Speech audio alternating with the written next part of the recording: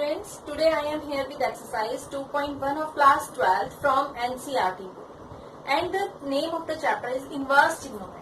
अब क्लास +1 तक अभी आपने क्या स्टडी किया था कि जितने भी ट्रिग्नोमेट्रिक फंक्शंस हैं उनका इनवर्स एग्जिस्ट नहीं करते हैं, क्योंकि इनवर्स एग्जिस्ट करने के लिए हमारी मेन कंडीशंस क्या है जो आपने फर्स्ट चैप्टर में पढ़ी है कि फंक्शन आपका 1 1 एंड ऑन 2 होना चाहिए। लेकिन जो हमारे ट्रिग्नोमेट्रिक फंक्शंस होते हैं वो 1 1 और ऑन 2 नहीं होते, लेकिन जब हम डोमेन और रेंज के ऊपर कुछ रिस्ट्रिक्शंस अप्लाई कर देते हैं तब आपके पास जो ट्रिग्नोमेट्रिक फंक्शंस हैं वो उस रिस्ट्रिक्शन के अंडर आपके 1 1 और ऑन 2 बन जाते हैं। इसीलिए उन रिस्ट्रिक्शंस के अंदर आपके पास ट्रिग्नोमेट्रिक फंक्शंस का इनवर्स एग्जिस्ट करता है। तो now let us study about the inverse trigonometric functions. अब सबसे पहले हमें ये पता होना चाहिए कि इनवर्स हम लिखते कैसे हैं। ठीक है, तो पहले हमने क्या स्टडी किया, let sine x is equal to y. अगर हमने इसको इनवर्स में चेंज करना है तो आपके पास क्या बन जाएगा, x is equal to sine inverse Y.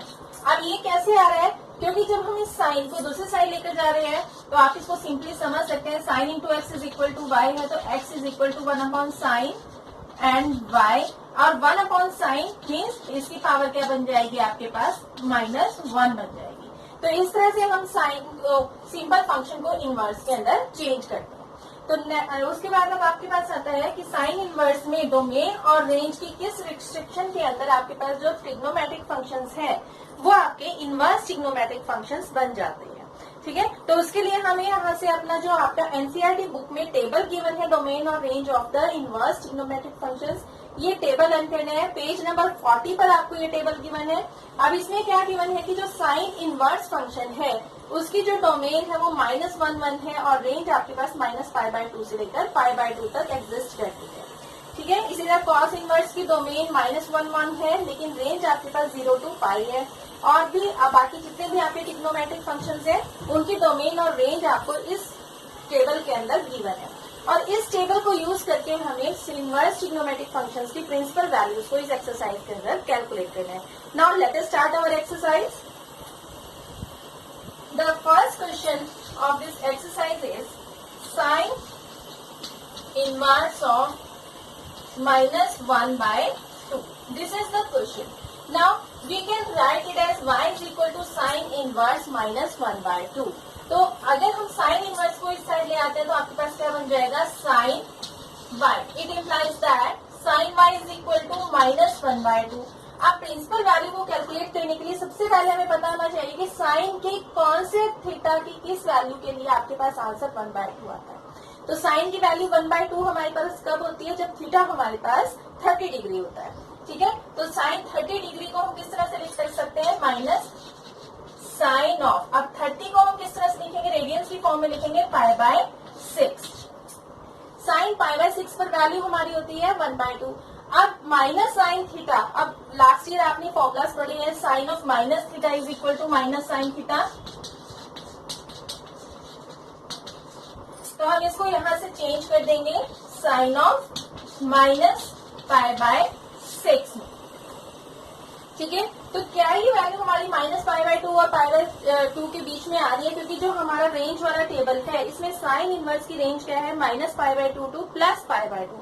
तो क्या आपके पास ये वैल्यू आपके पास -π/2 और π/2 के बीच में लाई करती है? Yes, it lies in between the range of the inverse function because the range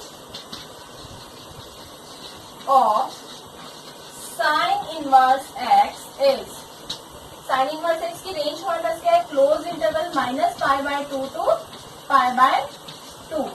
अब ये इसके बीच में लाई कर रहा है, therefore the principal value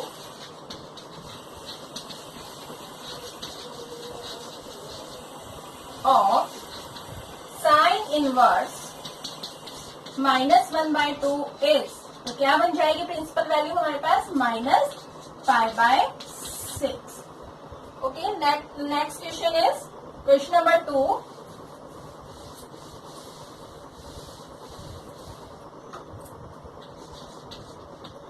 अब क्वेश्चन नंबर 2 में हमको क्वेश्चन गिवन है cos inverse that y is equal to cos inverse √3/2। ये क्वेश्चन हमको गिवन है। अब सबसे पहले हम इसको सिंपल में चेंज कर लेते हैं। कॉस इनवर्स से आपके पास क्या बन जाएगा, cos y is equal to √3/2। अब हमें चेक करना है कि कॉस की वैल्यू √3/2 कब होती है, कहाँ होती है कॉस की वैल्यू √3/2, 60 डिग्री पर होती है। तो हम इसको क्या लिख सकते हैं, which is equal to 30 degree पर होती है √3/2। तो यहाँ पर आपके पास क्या बन गया, cos π/6 and the range of the function is,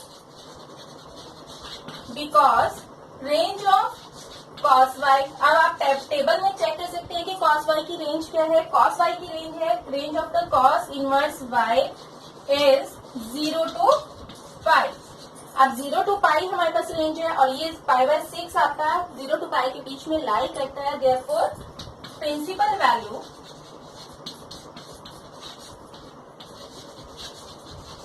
of cos inverse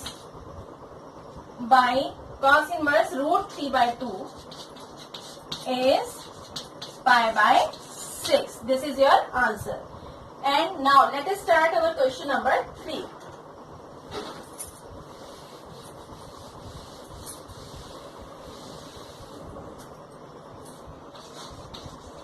Question number 3 is, let y is equal to cosecant inverse 2. Therefore, cosec y is equal to 2. अब cosecant थीटा की वैल्यू 2 कहाँ पर होती है, ये भी 30 डिग्री पर होती है। Therefore, it is equal to cosecant π/6.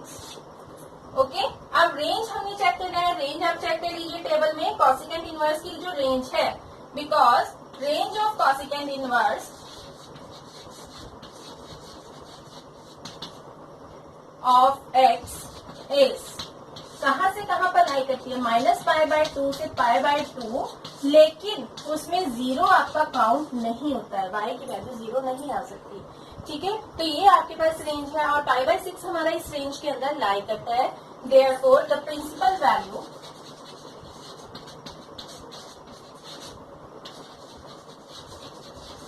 Of cosec inverse 2 is π/6. This is your answer. Now let us move towards the question number 4.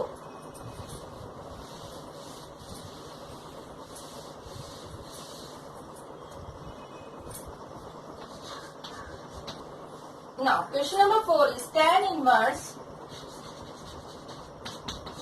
minus √3. Let y is equal to tan inverse √3 minus √3. Therefore tan y is equal to minus √3.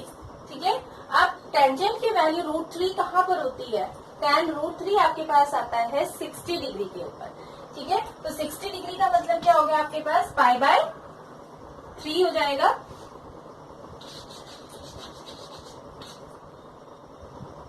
Minus tan π/3 and the formula for minus of tan theta is equal to tangent minus theta. ठीक है, this is your result for tan of minus theta is equal to minus tan theta. अब हमारे पास यहाँ से value क्या बन रही है, विच इज इक्वल टू, इसको हम किस फॉर्म में लिखेंगे, टेंजेंट ऑफ माइनस π/3। अब रेंज हमारे पास क्या है, tan x की रेंज हमने चेक करनी है, because range of tan inverse x is, tan inverse x की रेंज हमारे पास है ओपन इंटरवल -π/2 टू π/2, -π/2 से लेकर π/2 तक आपके पास रेंज है ओपन इंटरवल में। तो क्या ये आपके पास एग्जिस्ट कर रहा है, yes it exist in this value. Therefore principal value of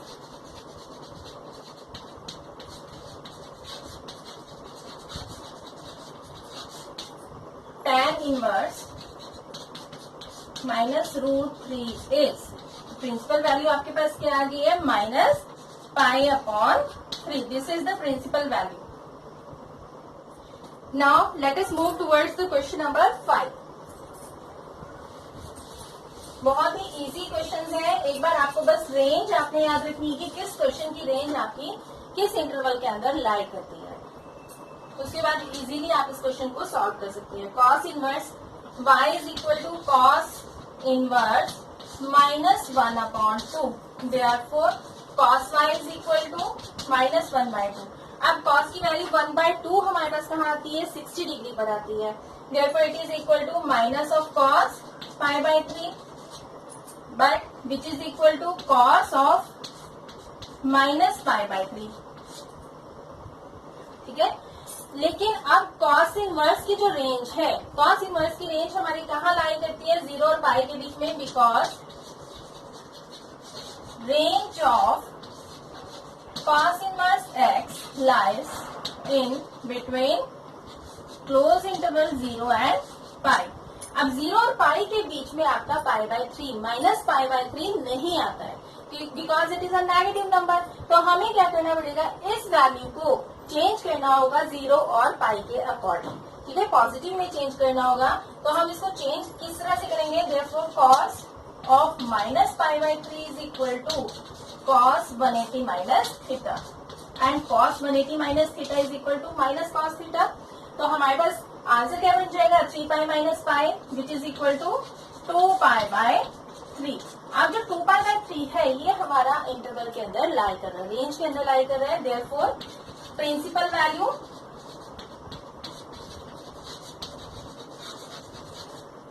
of cos inverse -1/2 is, तो अब हमारे पास प्रिंसिपल वैल्यू क्या आ गई है, 2π/3। तो इसी तरह आपने क्वेश्चन नंबर 6 से लेकर क्वेश्चन नंबर 10 तक सारे क्वेश्चंस अपने आप करने हैं solve. Question number 6 to question number 10 are your DIY questions and you have to do it yourself. ठीक है, now let us move towards question number 11।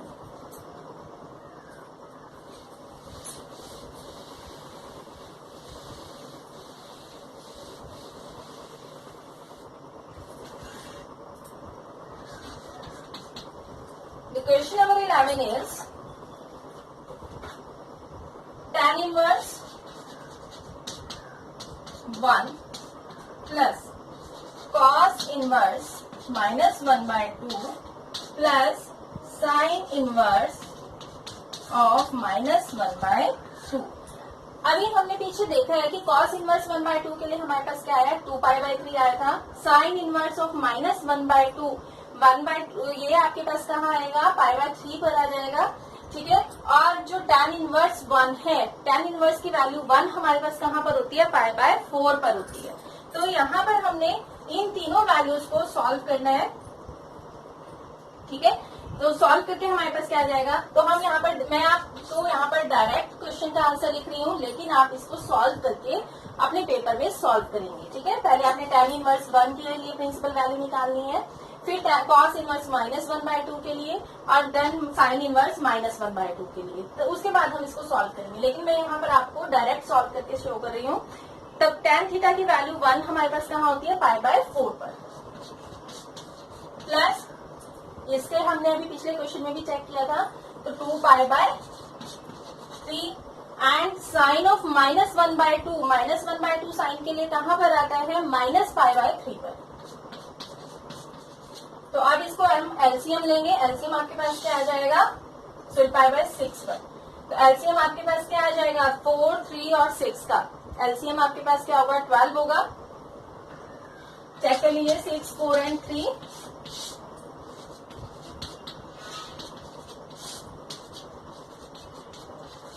and 3.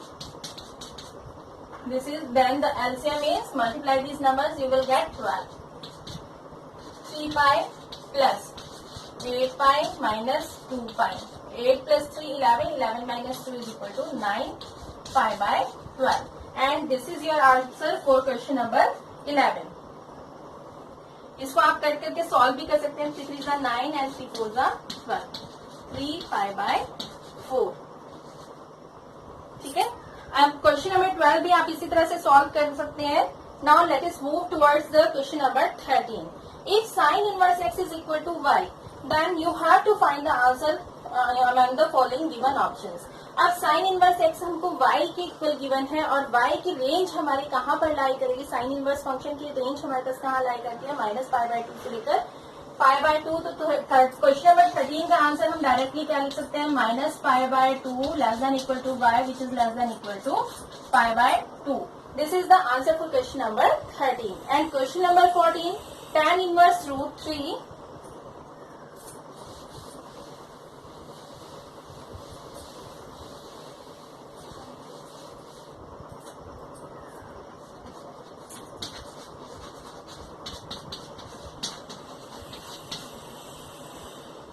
Minus second inverse of -2.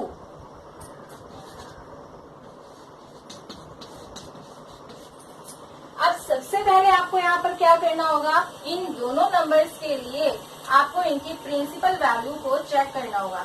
तो principal values आपके पास क्या आ जाएंगी, tan की value root 3 कहाँ पर होती है, tan की वैल्यू रूट 3 होती है आपके पास 60 डिग्री पर, और 60 डिग्री के लिए हम क्या लिखेंगे यहाँ पर पाई बाय 3.